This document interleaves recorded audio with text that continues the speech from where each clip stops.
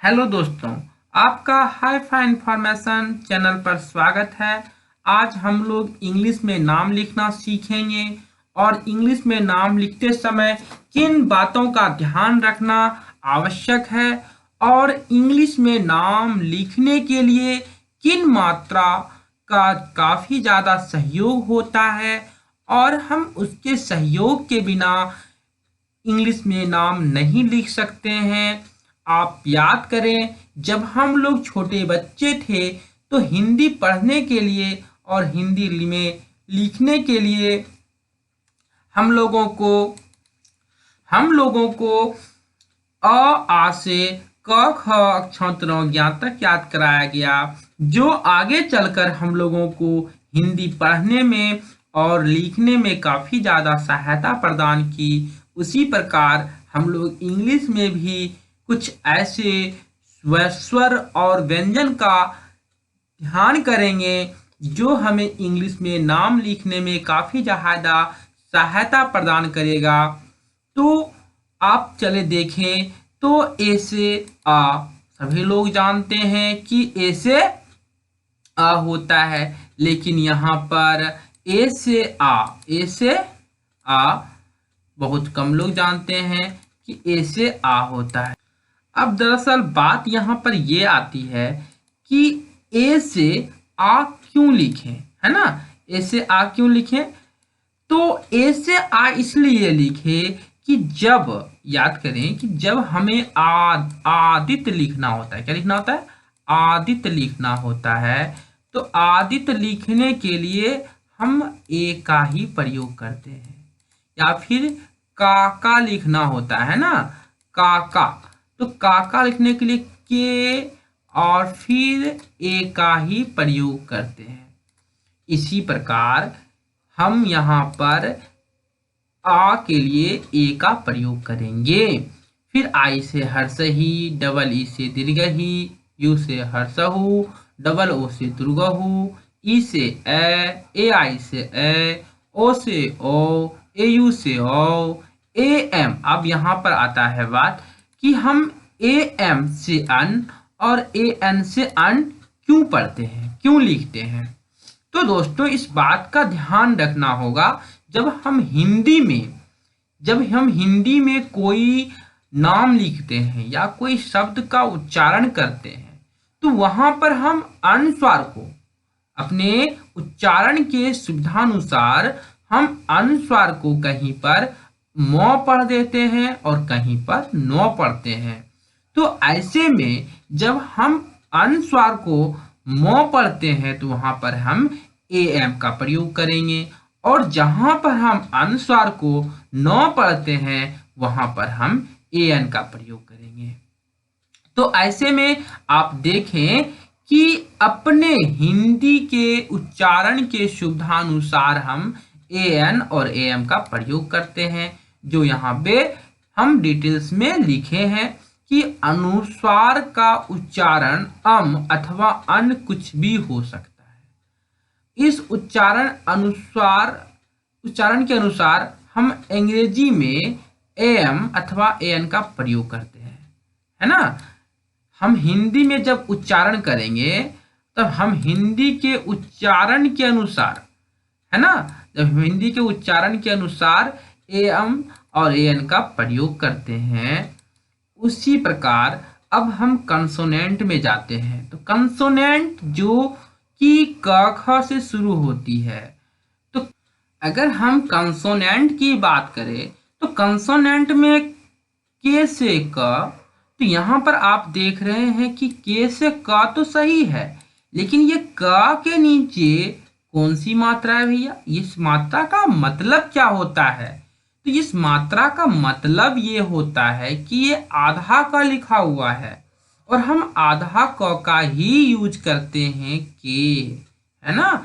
आधा क का मीनिंग ही यूज करते हैं के एस से ख, तो ये भी आधा ख है। आप देखें अच्छा से मात्रा को, के एस से ख, ये मात्रा जो लगी हुई है नीचे ये आधा सौ करता है ना। ये जैसे कि आधा सौ करता है। आप जान रहे हैं आधा सौ क्या होता है, आधा क्या होता है, इसलिए ग लिखे है ना। ये ग, ये आधा ग हुआ है ना। इस प्रकार से जी से ग, जी एस से घ। तो आप सोच रहे होंगे कि चलिए तो ठीक है भाई, क ख ग घ है। अब अंग कहाँ गया, है ना, अंग कहाँ गया इसका। तो एनजी से अंग, ये तो बात पता ही है आपको कि एनजी से अंग होता है। फिर हमने क्यों नहीं लिखा, अब कुछ देर पहले हमने आपको कहा था कि हम इंग्लिश में नाम लिखना सीखेंगे, और इंग्लिश में नाम लिखने के लिए, है ना, इंग्लिश में नाम लिखने के लिए अंग शब्द का प्रयोग नहीं होता है, अंग वर्ण का प्रयोग नहीं करते हैं। ऐसे में हम उसको नहीं लिए हैं, ताकि हम उतने ही व्यंजन को लिए हैं जितना हम नाम लिखने के लिए प्रयोग करते हैं। अब सी एस से च, सी डबल एस से छ, जे से ज, जे एस से छ, टी से ट, टी एच से थ, ठ, डी से ड, डी एच से ढ, एन से न, टी से त, टी एच से ठ, डी से द, डी एच से ध, एन से न, पी से प, पी एस से फ, और फिर के एफ से भी फ। अब देखिए पी एस से फ और एफ से फ, यानी फ्लावर, है ना, फ्लावर। तो वहां पर एफ लग जाता है, लेकिन पढ़ते तो फ है। इसलिए मैंने पहले भी कहा कि ये हमारे इंग्लिश को पढ़ने के लिए और लिखने के लिए, दोनों के लिए बहुत ज़्यादा ही प्रयोग में आता है। इसलिए इसके सहायता के बिना हम इंग्लिश में ना ही लिख सकते हैं और ना ही कुछ ज़्यादा पढ़ सकते हैं। हमें जब इंग्लिश की ज़्यादा जानकारी के लिए हमें इन सभी स्वर और व्यंजन की ज्ञान होना चाहिए, तभी हम इंग्लिश में कुछ लिख भी सकेंगे और पढ़ भी सकेंगे। तो आप अभी देखें स्वर और व्यंजन। अब हम चलते हैं, अब नाम लिखने के लिए इनका कैसे प्रयोग होता है और कैसे क्या करते हैं।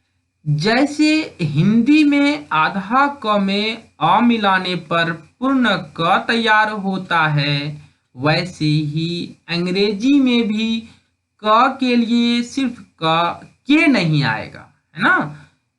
इंग्लिश में जब हम लिखते हैं तो के लिए, इस क के लिए सिर्फ के नहीं आएगा, क्योंकि ऊपर हमने देखा के आनी आधा क, और फिर पूर्ण क के लिए आधा क में अ मिलाना पड़ेगा, यानी तब क होगा, यानी के ए से क।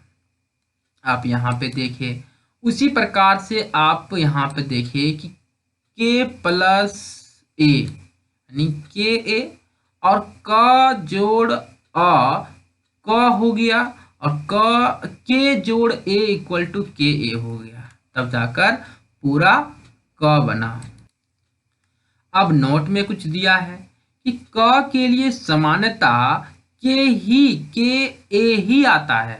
अब सामान्यतः जो क्या जाए तो क के लिए के ए ही लिया जाता है, लेकिन कभी कभी आपातकालीन में कभी कभी के भी आ जाता है। इसके बारे में आगे जानकारी आएगी। उत्तर तालिका की जानकारी के आधार पर हम क का के कु का पढ़ेंगे। जैसे कि क के लिए के ए का प्रयोग किए हैं, का ए के लिए के ए का प्रयोग किए हैं, का के लिए के ए का ही प्रयोग किए हैं, ये भी ध्यान रखना है। की के लिए के आई का प्रयोग किए हैं, तो यहाँ पर इस बात का ध्यान रखना है। उसी प्रकार से पूरे का कहरा चलता है। अब पूरे का कहरा में है, तो यहाँ पर आपको जो है पूरा ध्यान देकर पढ़ना होगा। तो आप यहाँ पर देख रहे हैं, यह ककहरा है जो इंग्लिश में नाम लिखने के लिए काफ़ी ज़्यादा यूजफुल है, काफ़ी ज़्यादा सहायक है। इसके सहायता के बिना हम इंग्लिश में ना लिख सकते हैं ना पढ़ सकते हैं। इसलिए आप तो समझ ही गए होंगे कि कितना ज़्यादा ये यूजफुल है।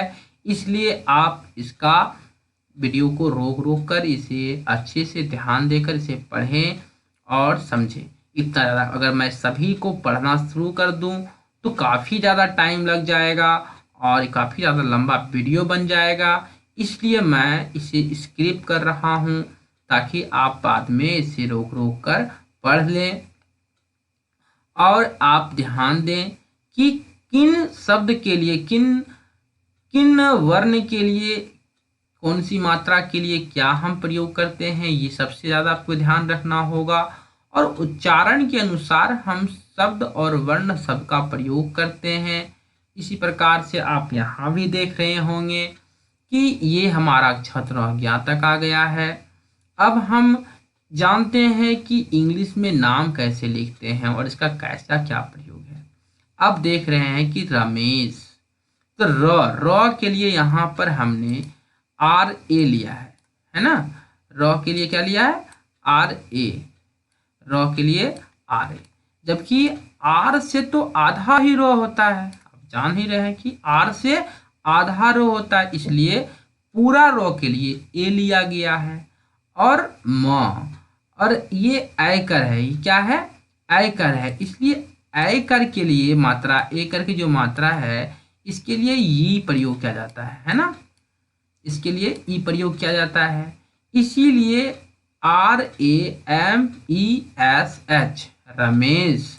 और तालम सौ के लिए जो है वह एस एच प्रयोग। अब समीर देखें, समीर, एस ए, ये पूरा सौ के लिए यहाँ पर एस ए लिया गया है और म के लिए एम लिया गया है।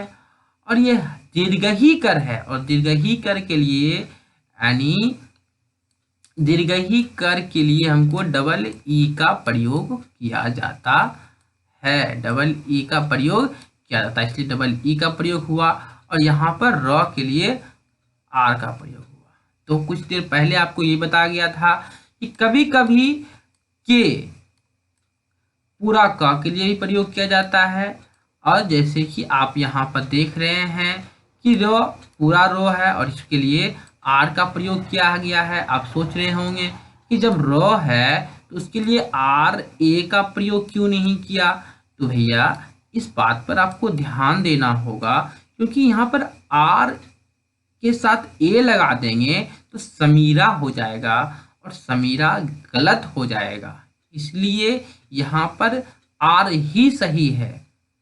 इसलिए हम उसके उच्चारण के अनुसार से वहाँ पे प्रयोग करेंगे, तब जाकर ये हमारा सही होगा। जैसे शरद है तो तालम सौ के लिए एस एच और पूरा सौ के लिए ए, यानी आप कह सकते हैं कि जब बीच में हो, कोई फर्स्ट लेटर वर्ण हो या बीच में हो, तो वहाँ पर हम उसके पूर्ण के लिए ए का प्रयोग कर सकते हैं। लेकिन जो अंतिम में हो तो उसके लिए हम ए का प्रयोग नहीं कर सकते हैं। जैसे आप यहाँ पर भी देखें और आप यहाँ पर भी देखें, जहाँ पर आप देखना चाहेंगे तो आप देख रहे होंगे कि यहाँ पर भी है तालम सो है, तो वहाँ पर इस तालम सो के लिए यहाँ पर एच छूट गया था, तो एच यहाँ पर हो जाएगा विकास, है ना। विकास के लिए एस एच होगा, विकास। राम देख रहे हैं, है ना, तो अभिषेक। आप सब कुछ यहाँ पर अपने आप देख ही रहे हैं, समझ रहे हैं।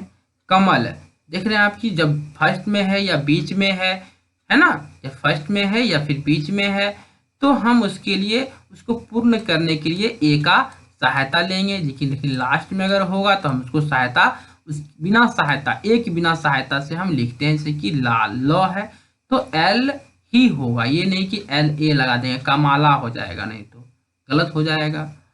इसीलिए आप सब ध्यान दें। और ये आप समझ ही गए होंगे कि कितना ज़्यादा प्रयोग में आता है और कितना ज़्यादा हमारे लिए ज़रूरी है। अगर हम किसी का नाम लिखते हैं तो उसमें हमें इन सभी चीज़ों का ध्यान रखना होता है। आपको अगर अच्छा लगा हो, सही लगा हो, वीडियो को लाइक और सब्सक्राइब जरूर करें।